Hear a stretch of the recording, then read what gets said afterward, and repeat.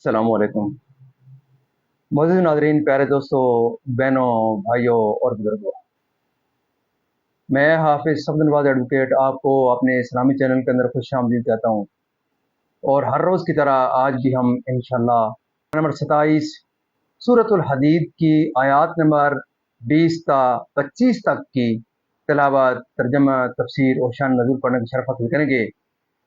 तिलावत शुरू करने से पहले हम दुरूद शरीफ पढ़ते हैं। आप भी मेरे साथ पढ़ें। अल्लाहुम्मा सल्ली अला मुहम्मद व अला आलि मुहम्मद कमा सल्लैता अला इब्राहीम व अला आलि इब्राहीम इन्नका हमीदुम मजीद। इन्नका हमीदुम मजीद। अल्लाहुम्मा बारिक अला मुहम्मद व अला आलि मुहम्मद कमा बारकता अला इब्राहीम व अला आलि इब्राहीम इन्नका हमीदुम मजीद। अम्मा बाद फ़अऊज़ु बिल्लाहि मिनश शैतानिर रजीम। बिस्मिल्लाहिर रहमानिर रहीम।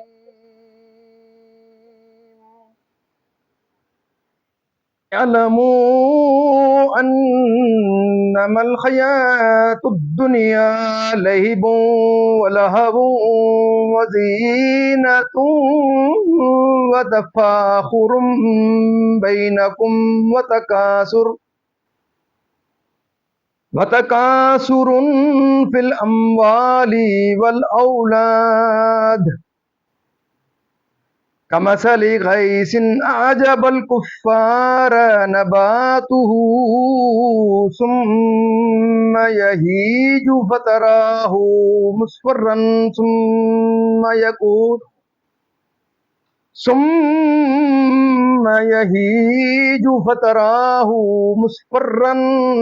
सुम्मा यकूनु खुतामा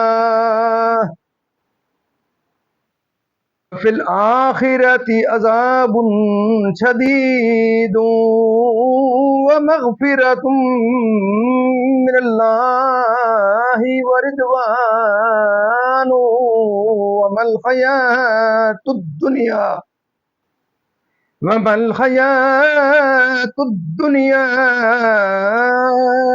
इल्ला मताउल गुरूर।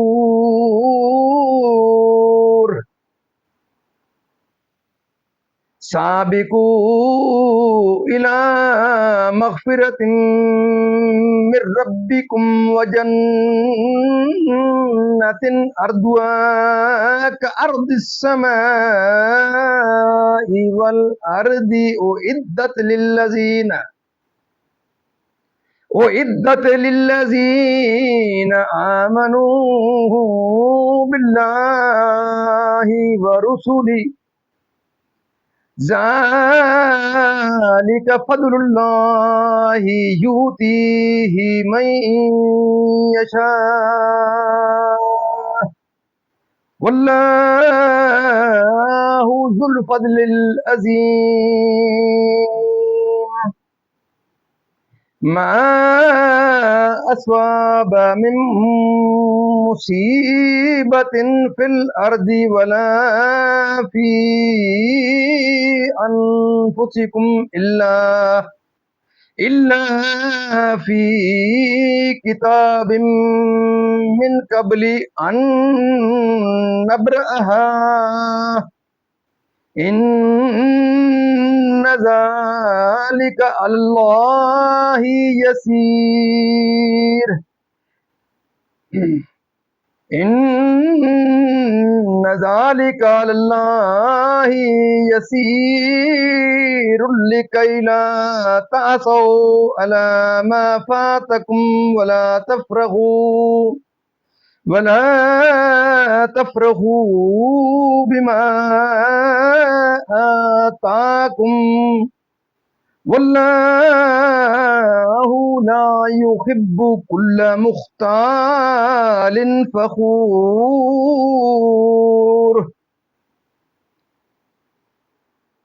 अल्लाहु ला يحب كل مختال فخور الذين يبخلون ويأمرون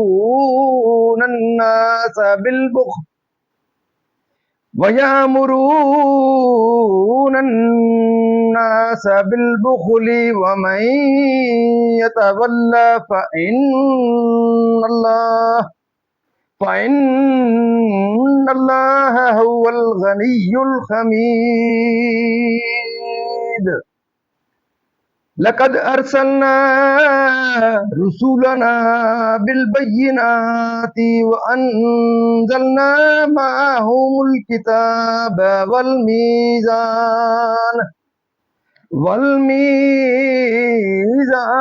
ليقوم الناس بالقسط وأنزلنا الحديد فيه بأس شديد ومنافع للناس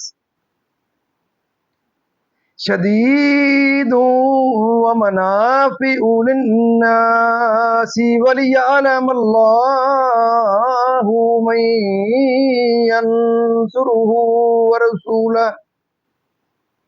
من ينصره ورسوله بالغيب إن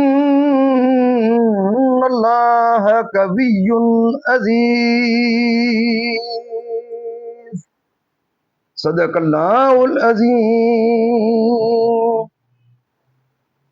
ترجمہ: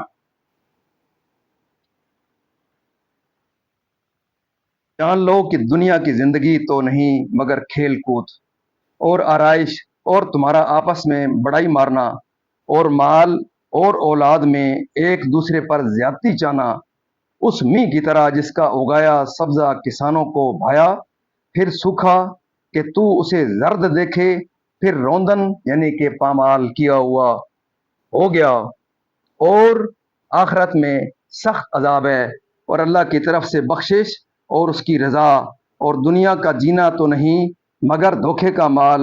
بڑھ کر چلو اپنے رب کی بخشش اور اس جنت کی طرف جس کی چوڑائی جیسے آسمان اور زمین کا پھیلاؤ تیار ہوئی ہے ان کے لیے جو اللہ اور اس کے سب رسولوں پر ایمان لائے۔ یہ اللہ کا فضل ہے جسے چاہے دے، اور اللہ بڑے فضل والا ہے۔ نہیں پہنچتی کوئی مصیبت زمین میں اور نہ تمہاری جانوں میں مگر وہ ایک کتاب میں ہے قبل اس کے کہ ہم اسے پیدا کریں، بے شک یہ اللہ کو آسان ہے۔ اس لیے کہ غم نہ کھاؤ اس پر جو ہاتھ سے جائے اور خوشی نہ ہو اس پر جو تم کو دیا، اور اللہ کو نہیں بھاتا کوئی اترونا یعنی شیخی بگاڑنے والا، بڑائی مارنے والا، وہ جو آپ بخل کریں اور اوروں سے بخل کو کہیں اور جو منہ پھیرے، تو بے شک اللہ ہی بے نیاز ہے سب خوبیوں سراہا۔ بے شک ہم نے اپنے رسولوں کو دلیلوں کے ساتھ بھیجا اور ان کے ساتھ کتاب اور عدل کی ترازو اتاری کہ لوگ انصاف پر قائم ہوں، اور ہم نے لوہا اتارا اس میں سخت آنچ یعنی کہ نقصان اور لوگوں کے فائدے، اور اس لیے کہ اللہ دیکھے اس کو جو بے دیکھے اس کی اور اس کے رسولوں کی مدد کرتا ہے، بے شک اللہ قوت والا غالب ہے۔ معزز ناظرین، یہاں تک اس کا ترجمہ اختتام پذیر ہوا۔ اب اس کی تفسیر تسلسل سے تفسیر آیت پہلے سے اس کی تفسیر شروع کرتے ہیں۔ گزری ہوئی امتوں میں سے جس کا وعدہ کیا گیا جو حشر میں ان کے ساتھ ہوگا، جس میں وقت ضائع کرنے کے سوا کچھ حاصل نہیں، اور ان چیزوں میں مشغول رہنا اور ان سے دل لگانا دنیا ہے، لیکن طاعتیں اور عبادتیں اور جو چیزیں کہ طاعت پر معین ہوں وہ امور آخرت سے ہیں۔ اب اس زندگانی دنیا کی ایک مثال ارشاد فرمائی جاتی ہے، اس کی سبزی جاتی رہی، پیلا پڑ گیا کسی آفت سماوی و عرضی سے۔ ریزہ ریزہ یہی حال دنیا کی زندگی کا ہے جس پر طالب دنیا بہت خوش ہوتا ہے اور اسی کے ساتھ بہت سی امیدیں رکھتا ہے، وہ نہایت جلد گزر جاتی ہے۔ اس کے لیے جو دنیا کا طالب ہو اور زندگی لہو و لہب میں گزارے اور وہ آخرت کی پرواہ نہ کرے ایسا حال کافر کا ہوتا ہے جس نے دنیا کو آخرت پر ترجیح نہ دی۔ یہ اس کے لیے ہے یہ اس کے لیے ہے جو دنیا ہی کا ہو جائے اور اس پر بھروسہ کر لے اور آخرت کی فکر نہ کرے، اور جو شخص دنیا میں آخرت کا طالب ہو اور اسباب دنیاوی سے بھی آخرت ہی کی اور اسباب دنیاوی سے بھی آخرت ہی کے لیے علاقہ رکھے تو اس کے لیے دنیا کی کامیابی آخرت کا ذریعہ ہے۔ حضرت حضرت ذوالنون رضی اللہ تعالیٰ عنہ نے فرمایا کہ اے گروہ مریدین، دنیا طلب نہ کرو، اور اگر طلب کرو تو اس سے محبت نہ کرو۔ توشہ یہاں سے لو، آرام گاہ اور ہے۔ رضائے الہی کے طالب بنو، اس کی طاعت اختیار کرو اور اس کی فرما برداری بجا لا کر جنت کی طرف بڑھو۔ یعنی جنت کا عرض ایسا ہے کہ ساتوں آسمان اور ساتوں زمینوں کے ورق ملا کر باہم ملا دیے جائیں تو جتنے وہ ہوں اتنا جنت کا عرض، پھر طول کی کیا انتہا۔ قحط کی، امساک کے، باران کی، عدم پیداوار کی، پھلوں کی کمی، کھیتوں کے تباہ ہونے کی، امراض کی اور اولاد کے غموں کی۔ لوح محفوظ میں یعنی زمین کو یا جانوں کو یا مصیبت کو، یعنی ان امور کا باوجود کثرت کے لوحوں میں سب فرمانا متاع دنیا، یعنی نہ اتراؤ دنیا کا مال و متاع، اور یہ سمجھ لو کہ جو اللہ تعالیٰ نے مقدر فرمایا ہے ضرور ہونا ہے۔ نہ غم کرنے سے کوئی ضائع شدہ چیز واپس مل سکتی ہے، نہ فنا ہونے والی چیز اترانے کے لائق ہے۔ تو چاہیے کہ خوشی کی جگہ شکر اور غم کی جگہ صبر اختیار کرو۔ غم سے مراد یہاں انسان کی وہ حالت ہے جس میں صبر اور رضا بقضائے الہی اور امید ثواب باقی نہ رہے، اور خوشی سے وہ اترانا مراد ہے جس میں مست ہو کر آدمی شکر سے غافل ہو جائے، اور وہ غم و رنج جس میں بندہ اللہ تعالیٰ کی طرف متوجہ ہو اور اس کی رضا پر راضی ہو، ایسی ہی وہ خوشی جس پر حق تعالیٰ کا شکر گزار ہو ممنوع نہیں۔ رہتے امام جعفر صادق رضی اللہ تعالیٰ عنہ نے فرمایا، اے فرزند آدم، کسی چیز کے فقدان پر کیوں غم کرتا ہے؟ یہ اس کو تیرے پاس واپس نہ لائے گا۔ اور کسی موجود چیز پر کیوں اتراتا ہے؟ موت اس کو تیرے ہاتھ میں نہ چھوڑے گی۔ اور رائے خدا اور امور خیر میں خرچ نہ کریں اور حقوق مالیہ کی ادا سے قاصر رہیں۔ اس کی تفسیر میں مفسرین کا ایک قول یہ بھی ہے کہ یہ یہود کے حال کا بیان ہے، اور بخل سے مراد ان کا سید عالم صلی اللہ علیہ وسلم کے ان اوصاف کو چھپانا ہے جو کتب سابقہ میں مذکور تھے، ایمان سے یا مال خرچ کرنے سے یا خدا اور رسول کی فرما برداری سے، احکام و شرائع کی بیان کرنے والی۔ ترازو سے مراد عدل ہے، معنی یہ ہے کہ ہم نے عدل کا حکم دیا، اور ایک قول یہ ہے کہ ترازو سے وزن کا آلہ ہی مراد ہے۔ مروی ہے کہ حضرت جبرائیل علیہ السلام حضرت نوح علیہ السلام کے پاس ترازو لائے اور فرمایا کہ اپنی قوم کو حکم دیجئے کہ اس سے وزن کرے اور کوئی کسی کی حق تلفی نہ کرے۔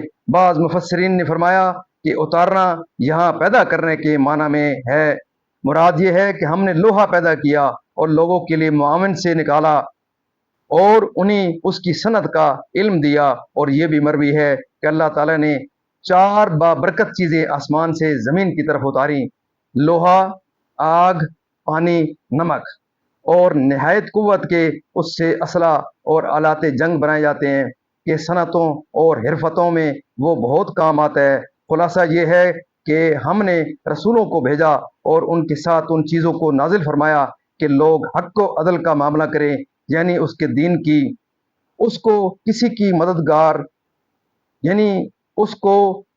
مدد درکار نہیں۔ دین کی مدد کرنے کا جو حکم دیا گیا یہ انہی لوگوں کے نفع کے لیے ہے۔ مزید ناظرین، اللہ تعالیٰ کے فضل و کرم سے آج تک یہاں تلاوت، ترجمہ، تفسیر، ڈسکشن، نزول اختتام پذیر ہوا۔ ہم اللہ تعالیٰ کے دربار کے اندر اس کلام مقدس کو سن کے حضور پاک صلی اللہ علیہ وسلم کی ذات برکات کے صدقے اللہ تعالیٰ کے دربار کے اندر دعا کرتے ہیں کہ اللہ تعالیٰ میں قرآن پاک پڑھنے، قرآن پاک کو سمجھ کر اس کے احکامات کے مطابق حضور پاک صلی اللہ علیہ وسلم کی پاک سیرت کے مطابق اور صحابہ کرام کے نصیحت قدم کے اوپر اللہ تعالیٰ میں چلنے کی توفیق عطا فرمائے۔ اللہ تعالیٰ تمام پریشانیاں دور فرمائے، تمام بیمار کو کاملہ عطا فرمائے، تمام مرحومین کو اللہ تعالیٰ جنت الفردوس میں اعلیٰ بالا مقام عطا فرمائے۔ آپ تمام معزز ناظرین سے یہ سزا رہتی ہے کہ صدقہ جاریہ سمجھتے ہوئے اس پروگرام کو ضرور لائک شیئر کریں میرے یوٹیوب کی چینل پر، تاکہ زیادہ سے زیادہ دوست جو ہیں وہ اس پروگرام سے استفادہ حاصل کر سکیں۔ اللہ تعالیٰ قرآن پاک صدقہ حضور پاک صلی اللہ علیہ وسلم کی زیادہ برکات سے کہ آپ کی زندگی میں خیر برکت عطا فرمائے۔